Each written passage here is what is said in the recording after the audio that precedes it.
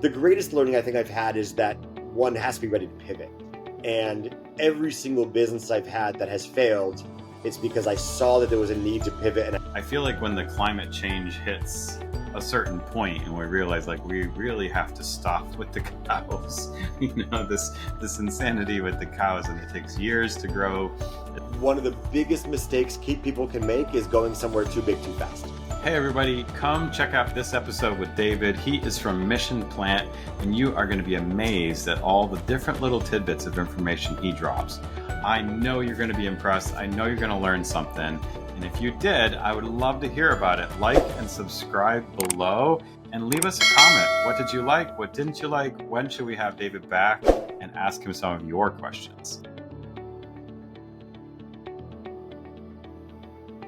Hello, everybody. Welcome to Plant-Based on Fire, where we talk about plant-based businesses and their inspiring stories to thrive in our industry. I'm your host, Bryan, and joining us today is David, one of the world's leading experts in plant-based and alternative protein industries all across, and he is the founder and CEO of Mission Plant, a firm that helps launch foreign plant-based businesses into the U.S. market. And so I'm so excited to have you on the show, David. Welcome. Thank you so much for having me. It's a pleasure. I look forward to chatting. We got to chat a few weeks back, I think. Maybe it was a month or two ago. I forget. Just one-on-one to say hi, I believe, right? And so here we are officially on the podcast, recording yet. And talk to us, just help set the stage for us. Like what initially drew you into the plant-based life and especially alternative proteins, and how did your journey begin? Sure. So I've been plant-based as a consumer for 25 years, and thank you. It's rare that I find somebody who has beat me out, but then again, my kids have been plant-based since birth, so I'm jealous. So I got into it for the animals. I was privileged to be exposed to some thinking early on about, how the animals that we eat are so similar to the animals that we live with, and it really opened my mind. So at the age of 18, I went vegan. Before that, I went vegetarian a few years before that.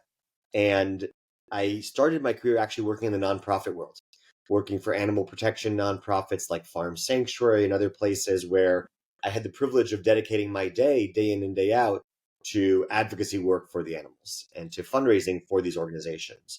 And I really loved the work. But I had an epiphany one day where I realized that I wasn't having as great an impact I wanted to.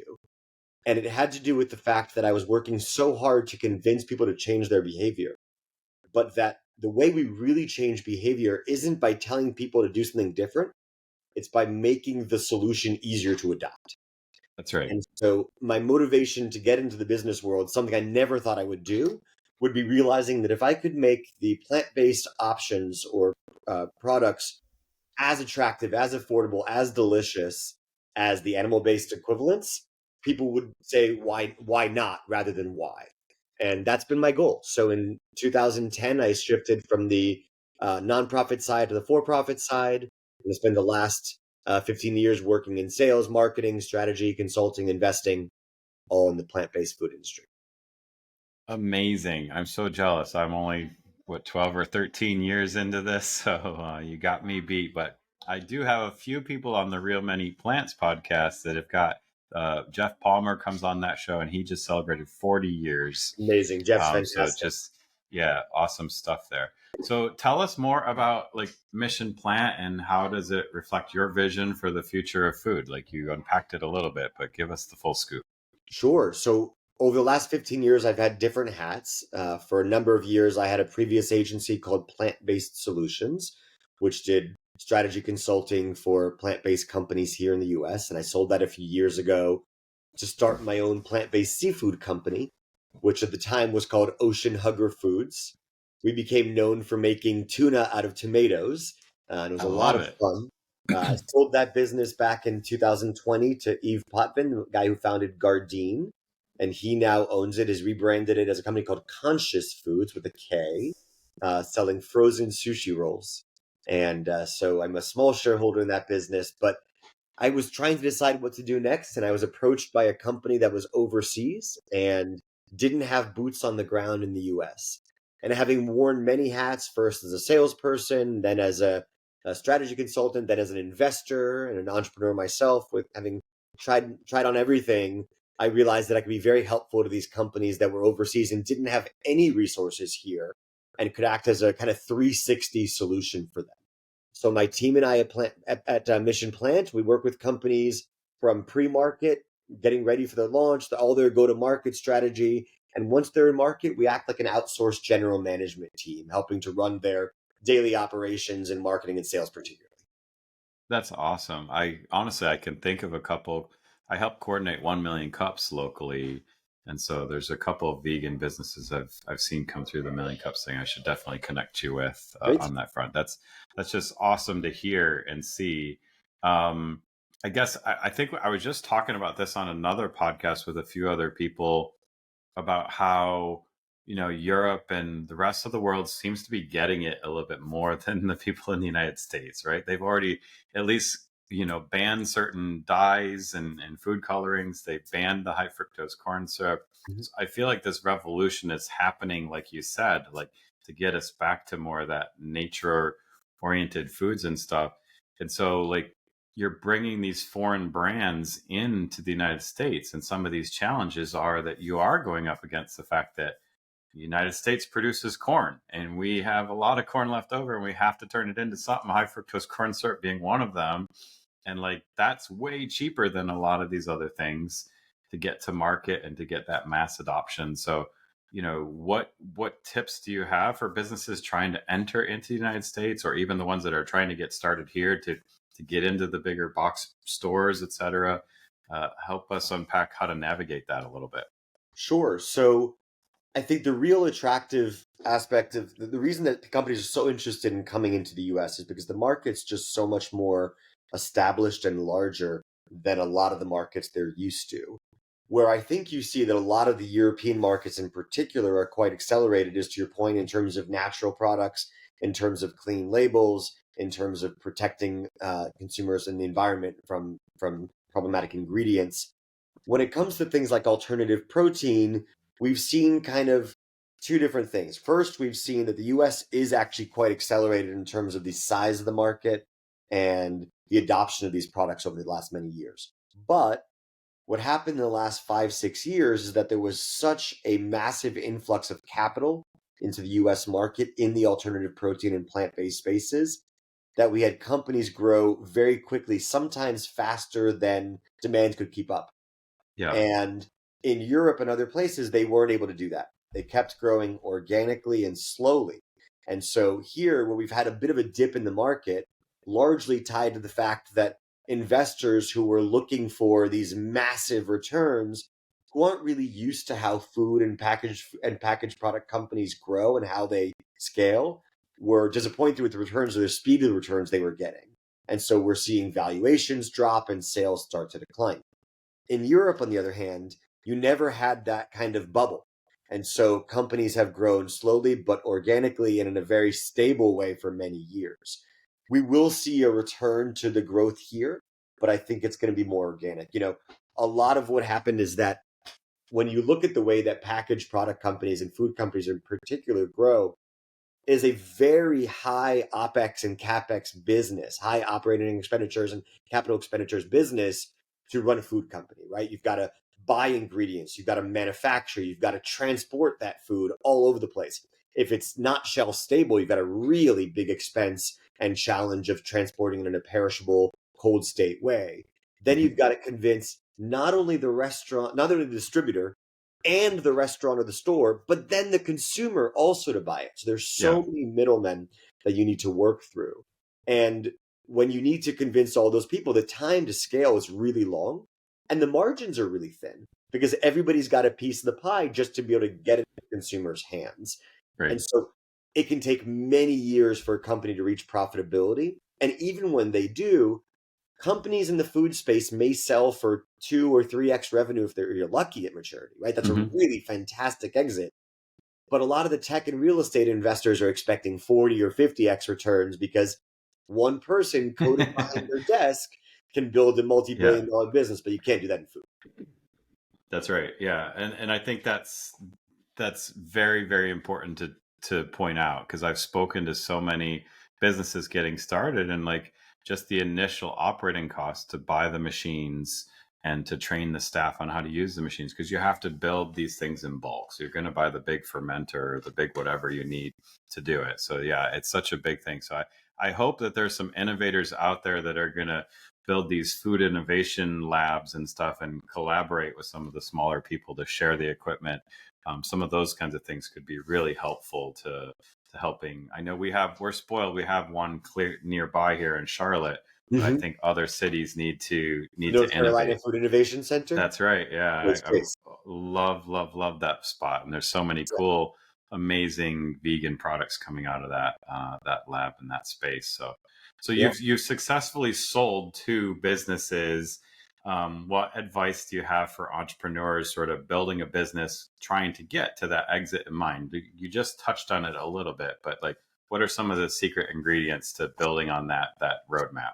Sure. So I want to start by saying that successful exit, it depends on how you define it, right? I mean, Yes. I've been fortunate enough to keep businesses alive to the point of sale, sometimes with tremendous success, sometimes with less. And I think that's a reality of being an entrepreneur. And one of my favorite things to speak about is my failures. I really enjoy hearing other entrepreneurs share their mistakes and failures, and I've made many in my career. And so I don't want to pretend that it's been all rosy and that I'm some guru of business, right? So much of it is about learning what works. The greatest learning I think I've had is that one has to be ready to pivot. And every single business I've had that has failed, it's because I saw that there was a need to pivot, and I shied away from it out of fear or shame or whatever it may have been that led me to not make the decision to make the change that I knew was necessary out of fear of upsetting my investors or fear of disproving the thesis that I had, and what does it mean if I was wrong, and all these things. And the reality is that that's the entire point of business, is that you're going to see what the customer wants, right? Yeah. And you need to be willing to listen to the customer and see what works. Sometimes it's not just what the customer wants, it's also what's feasible, right? I mean, the company that I had making plant-based seafood was an extraordinary success, except that, we were making trucks and trucks of raw tuna out of tomatoes, which meant that many more trucks of tomatoes, a supply chain year round of fresh potatoes. It's really complex. Yes. And so one has to be open to the learnings and really willing to understand and learn and make changes. And that's the biggest learning I've had. And it's been the difference between success and failure. And it's the other thing, as I said, it's really about listening to the customer. I think that so many companies and so many entrepreneurs launch with the belief that they just need to sell, or they just need to raise that extra dollar, and then everything will work out. The reality is we often chase the wrong paths because we haven't asked the right questions. And I'm a big believer in market validation and customer insights and consumer research. I'm privileged to be one of the partners in a business called Moonshot Collaborative, which does consumer insights work specifically with consumers' beliefs around this space. And I think that really validating our assumptions, seeing what flavors somebody really wants, or what's the value proposition somebody really cares about. Are they really motivated because of the animals? Are they motivated because of health? Are they motivated because of cholesterol? Are they motivated because it's cheaper? We need to understand what the fundamental pain point that we're solving for consumers. And so those are some of the things that I think about a lot, and that I like to help companies think through.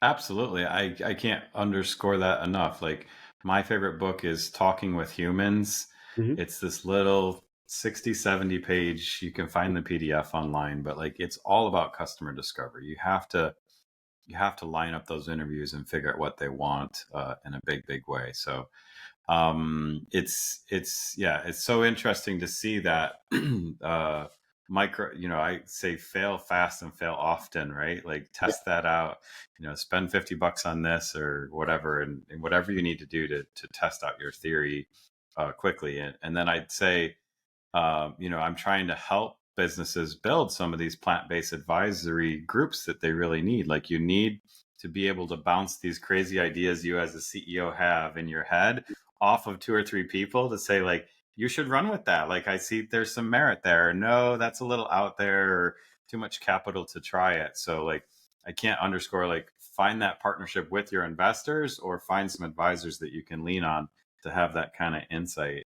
So what's going on at Mission Plant? Do you have some success stories? Do you have some companies that you can share about, or give us some of the inside scoop if you can?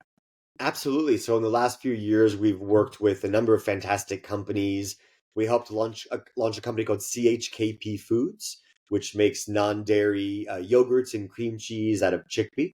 It's a Awesome. fantastic company. We were privileged to be with them from the very beginning, before they were Chickpea Foods, before they had their name, and before they launched in the U.S. They're out of Israel, and really wonderful company that's been celebrated as an all-star at Whole Foods. And love for anybody to check them out. CHKPfoods.com. Delicious yogurt and cream cheese. Low in sugar, high in protein, really good stuff. Last year, we worked with a company called Yo Egg, which makes it's the world's first plant-based eggs with runny yolks. So they make poached eggs and sunny Those side up videos eggs. are all over the internet. They Those are look so cool. they are unbelievably delicious, and that's a good example of when we try to understand what the real pain point is, right? So many people think eggs are healthy and don't think about chicken sustainability that much or chicken welfare that much. And so in trying to understand the nuance there, what's so exceptional about those eggs for people who don't mind eating eggs is how hard they are to screw up. Now that sounds Hmm. silly, but an insight that we got from speaking with consumers was they loved the versatility of eggs, but they hated the finickiness of them. They hated that Yes. if their kid yells across the room and they need to avert their eyes for a second, their poached egg is ruined, right? Yeah. And so what's amazing about these eggs is the yolk will never set. You're never going to have the risk of salmonella, so you don't have to worry about undercooking it. It can be microwaved in a minute flat. And so it's a really perfect egg every single time. And that's an insight that goes far beyond a plant-based diet, right? So that was a wonderful company to get to work with. I'm still privileged to be involved in that company as an advisor and friend. Hmm. And right now we're working with two companies. One is called Mush Foods. It has a product called 50 Cut, which uses mycelium, the roots of mushrooms, to blend with meat. And the Yeah. other company is called Anina, and it's a company making these upcycled plant-based whole grain vegetable dishes, ready to cook entrees that are absolutely delicious. And it's a really great way to get your 2 cups of vegetables in every serving, high fiber, high protein, all Yeah. in a shelf stable dish. So that's a really fun one as well. Those are some amazing ones. Yeah, I've seen so much happening in the mycelium space, so that's really exciting to see that continue to take off. Well, please invite them on the show for me. I'd love to do a deep dive on each of them if they're willing and able. But that sounds like some great, amazing ventures you've got, and I love that because my daughter keeps asking me, can we play with the eggs, because she's I guess seen her friends doing it or whatever, and so like I have to get some of those and see if we can't Great. Well, they have a just crack launched at. in retail, so they'll be much easier to find very soon. Awesome. All right, if you've ever wanted to show off your plant based lifestyle and do it in style, here's your chance. We have some of the most amazing t shirts, hats, accessories, coffee mugs, and more at shop.realmeneatplants.com. We have statement t-shirts that will bring a smile to everyone's face. I love the I Want Tofu Tonight tee. Plus, we have podcast tees, Real Women Eat Plants gear, Real Kids Eat Plants, and Real People Eat Plants, just in case men, women, and kids didn't cover it all. Yeah, we love you and love that you want to show off that healthy lifestyle of yours. Again, check out our high-quality gear at shop.realmeneatplants.com and enjoy. Well, tell us some of you're in all these spaces, and I'm sure your inbox is even more full than mine of some of the new cool things happening in this space. What are some of the trends that you see, and which ones excite you the most? Definitely mycelium, as you said, is just top of everybody's mind. There's something really special about this ingredient. If you're growing it like Mush Foods does when it's farmed, Hmm. uh, you know, the biomass of mushrooms, for example, which are just one of the fungi that have mycelium, but right, mushrooms, we usually eat the fruiting bodies, which is 5% of the biomass of this organism. The other 95% is trapped underground. It has the same nutritional profile, the same taste and texture, unbelievably valuable from a consumption perspective, but we usually can't tap into that. And so what this company does is they grow it above ground, which allows us to access 60-70% of that organism every 7 to 9 days when they can Wow. harvest it. So they're getting so much more nutrition, so much more incredible food, and so much more efficiently. not only are they able to access so much more, but actually they don't need lighting or oxygen because they're mimicking the environment underground instead of above Mm-hmm. ground. So Mm-hmm. mycelium is an amazing ingredient that can be used for everything from fabrics to furniture to food. Super, super healthy, high in protein and fiber and rich in vitamins and minerals. And it's a really great ingredient to play with for so many different things. Other areas that I'm really seeing excitement are in tapping some new categories, or sorry, tapping into some existing categories around new ingredients that are solving for particularly regenerative farming soil issues or other things. I just spoke to one entrepreneur at Natural Products Expo West who has a pecan milk. And pecan is an interesting nut. It's native to this country, unlike a lot of nuts here. It's extremely low in water usage, and yet nobody's really leveraging this incredible ingredient. And so she found that she can help restore our waterways and help to do so much to the environment while celebrating this really nutritious ingredient. So a Yeah. lot of different things like that are happening as well. That's awesome. I feel like, what is it? The hemp mycelium is the new hemp. Remember hemp being the big thing, For sure. whatever, a while back. But yeah, that's some really, really cool stuff happening for sure. I think mycelium is going to change the game, especially when I feel like when the climate change hits a certain point and we realize like we really have to stop with the cows. This insanity with the cows, and it takes years to grow, etc. And you can turn around this mycelium, like you said, in a week or two. And yeah, phenomenal. So those are some great insights. And you have had to work with at least 100 or more brands. What's been like that common factor that you've noticed of the most successful ones that you've helped work with? Humility, willingness to pivot, like I mentioned. Definitely humility. This is an industry that there's no such thing as going it alone. There are so many moving parts, from the technical aspects of growing and manufacturing and safely manufacturing and transporting food to the nuances of marketing and sales and branding and distribution. There's so much going on. So really building a good team around you, surrounding yourself with good people, and being humble is a huge part of it. Mm-hmm. Being thoughtful in the way you spend. It's not necessarily about having more money. You do need a lot of money for this, but it's not necessarily about always having more money. I think that was one of the mistakes, that people overraised and relied too much on the ability to access capital from outside rather than thinking about how to be more efficient with their dollars. But understanding how to spend and how things take time to grow is really, really important. And a resiliency, right? I mean, these are very difficult industries, and one has to be willing to ride with the punches, know when to push through and ignore the no's, and know when to pivot. And there's That's no right. perfect science to that. Sometimes it's an art of knowing when, doors are going to be slammed, but you still got to break through them because you're the one with that crazy good idea. And That's right. sometimes you got to say there's a reason that this is not working. Yeah, and know when to join forces, maybe, and know when to do some more customer discovery at the farmers markets or something. Absolutely. I think it dovetails into, like, I know I've been in the healthcare space and have helped many companies scale. Like, there's this inflection point. Like, we know, okay, we're on to something, and now we're on to it. How do we go from 300 per month to 3,000 per month? And how do we build that scaling thing? What are some of the significant challenges you see once you've proven that market and you're trying to scale? Yeah, so much of it is about, it's first of all, it's very dependent on the category you're in, and the channel you're in. So if you're selling in retail versus food service versus direct to consumer, they're all very different nuances. But so much of it has to do with the partnerships you build. And really, it is very, very difficult to try to build all these different pieces of the engine together. And so aligning your interests with your distributors, with your retail or food service partners, and with consumers all throughout the supply chain, as well as your suppliers, is really, really important. Understanding what is actually going to motivate them down at the next step down your supply chain downstream. What's going to motivate that person to celebrate you and champion your product over others when they have 1,000 in their catalog, right? What's going to motivate that store to give you the right eye level shelving, or that menu designer to put you in two different places on the menu instead of one?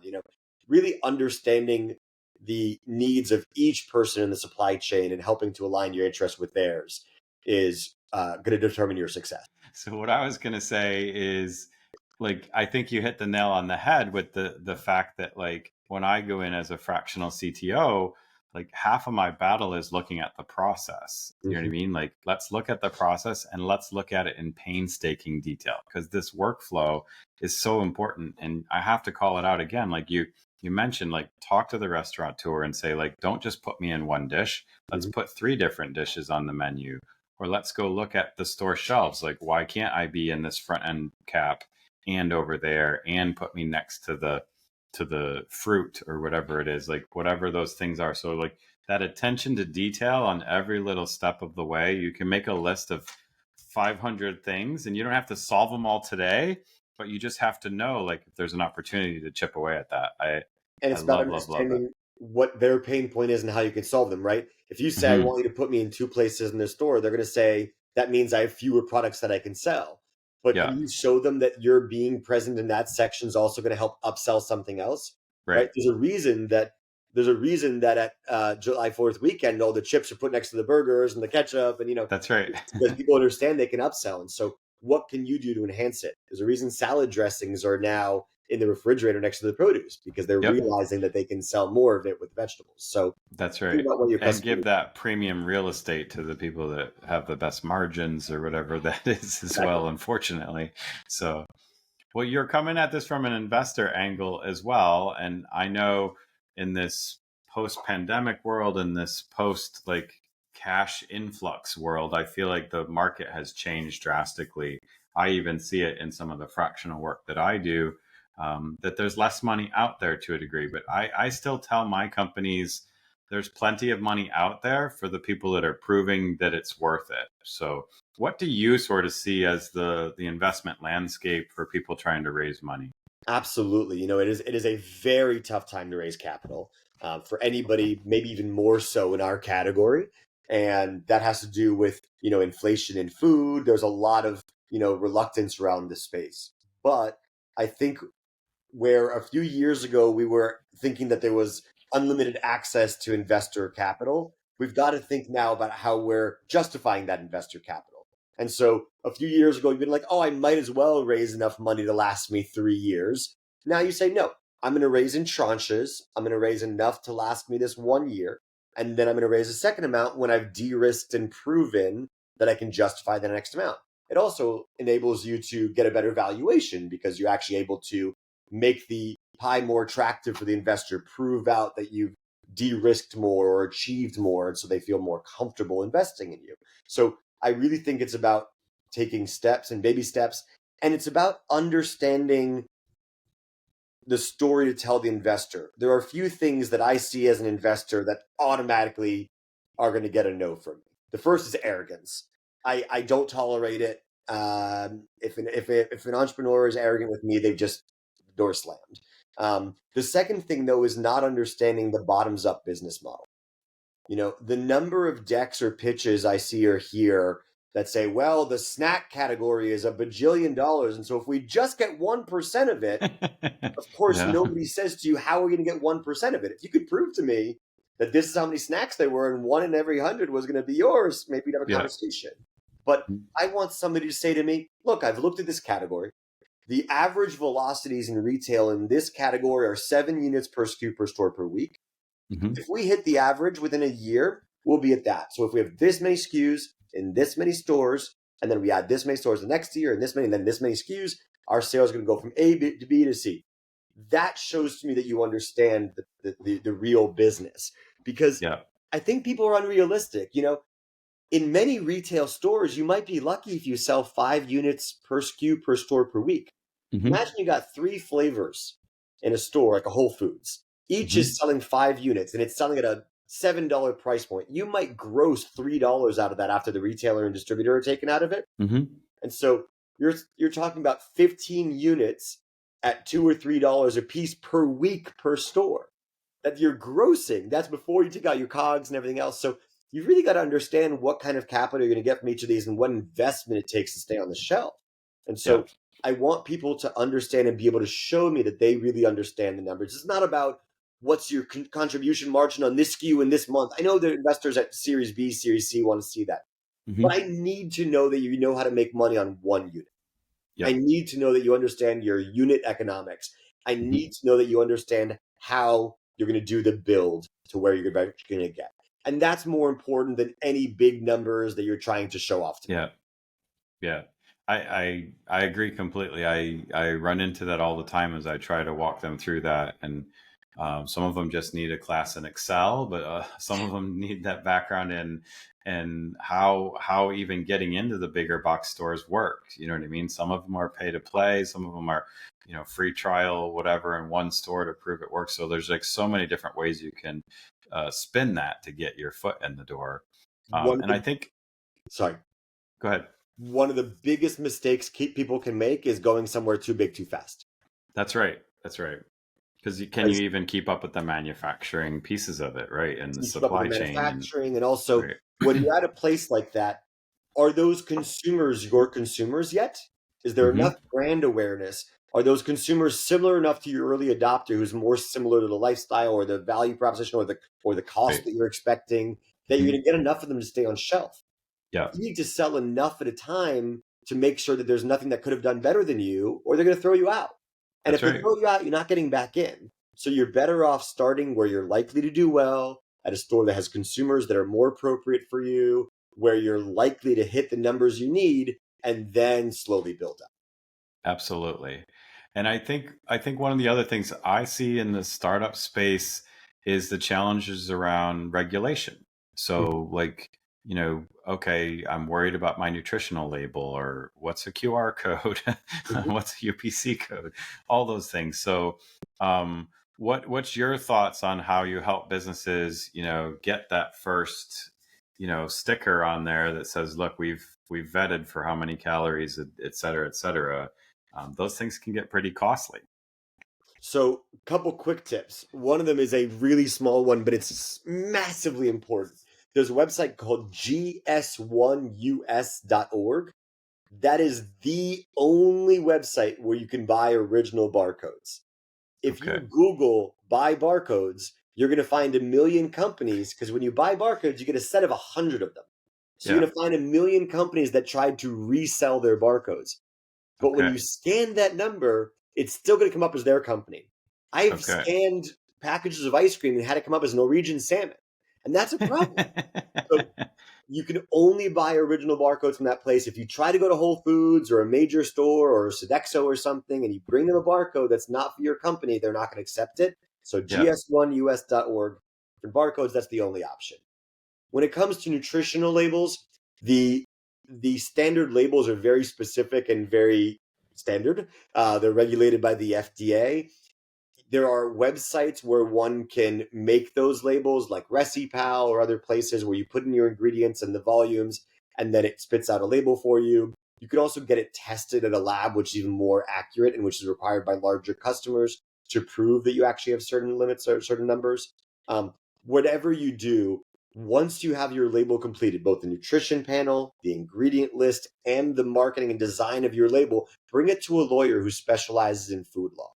Bring it to Hmm. somebody like Rebecca Cross at Green Fair Law, who's a wonderful friend of the plant based industry, or somebody else like that who really understands the nuances of how big the barcode legally has to be, what colors it has to be, what fonts you're allowed to use, where the nutrition panel has to be relative to the front of pack.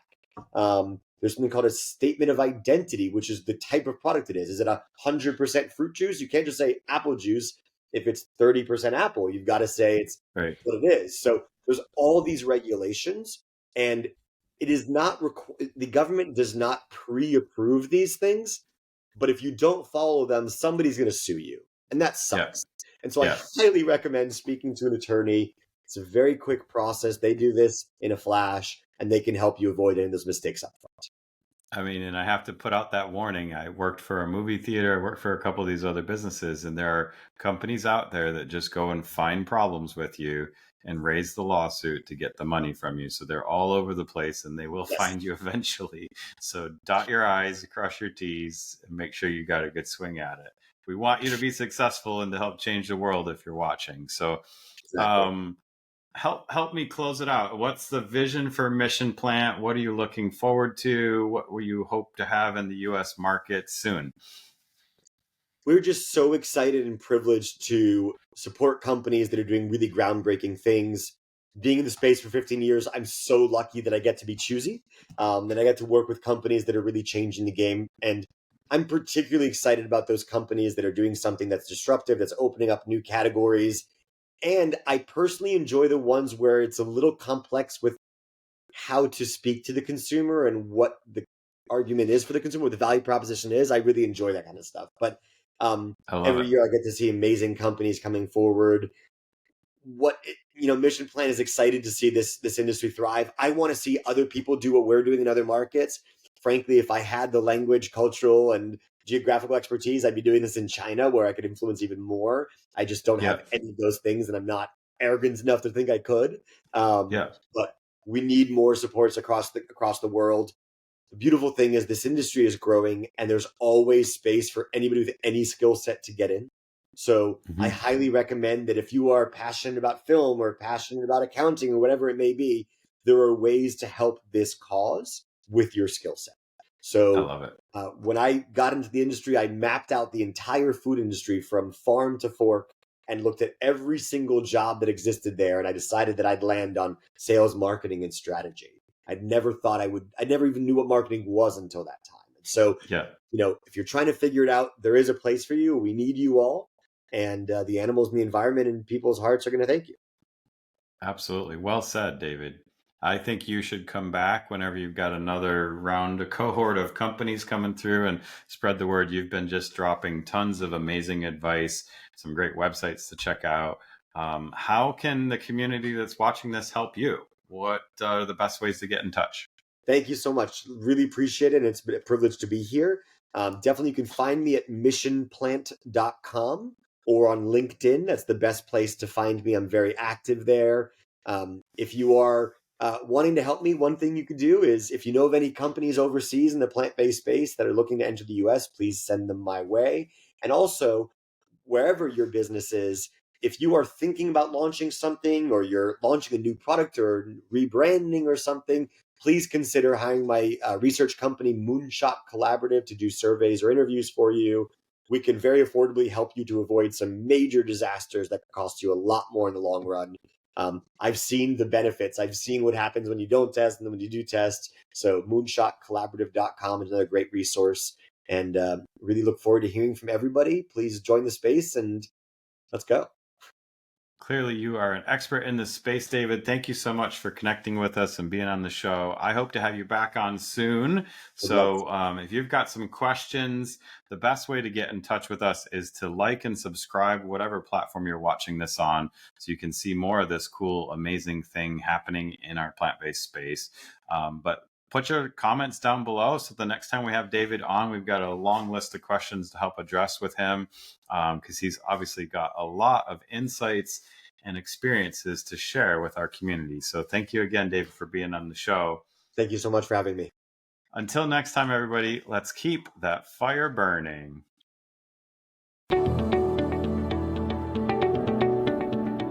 And that's a wrap for this episode of Plant-Based on Fire. We hope you enjoyed learning about the innovative plant-based businesses we featured today and got inspired to support them on their journey. Remember, plant-based eating isn't just a trend. It's a way of life that benefits your health, the environment, and animals. By choosing plant-based foods, you're making a positive impact on the world and helping to create a better and more compassionate future. If you want to join the Real Men Eat Plants community and get even more resources to help you go and stay plant-based, check out our blog, podcasts, and 30-day challenge at realmeneatplants.com. Thank you for tuning in to Plant-Based on Fire, brought to you by Real Men Eat Plants. Head over to Apple Podcast and give us a review, and let us know what you think of this episode. Don't forget to tag us at Plant-Based on Fire when you share this episode in your preferred social media. Wish to be a guest? We need to know about your plant-based business. Email us at pbof@realmeneatplants.com. We love hearing from our listeners. Thank you to our guests and to you, our listeners, for your support, and see you next time.